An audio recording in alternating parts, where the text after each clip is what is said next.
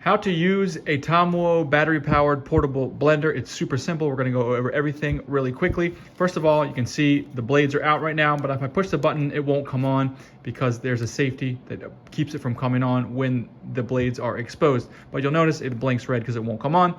But you'll notice if I hit this, it turns blue here. This is a battery indicator. Just a simple press on this button is going to tell me how much battery I have. You can see I have 100% battery right now.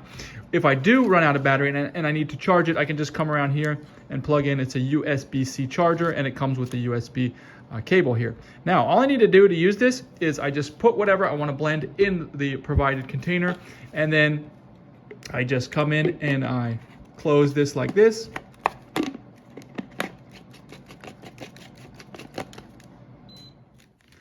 And now you can see it actually beeps, and what I want to do is I want to line up this arrow straight over the power button, and then I just long press it in order to have the blender come on. It blenders, and when I'm finished blending, it turns off automatically right now because there's nothing in there. Then once I'm done, take the top off, and it comes with this provided cap. So then I can put this cap on, and now whatever I have blended up, I can just go ahead and carry this around.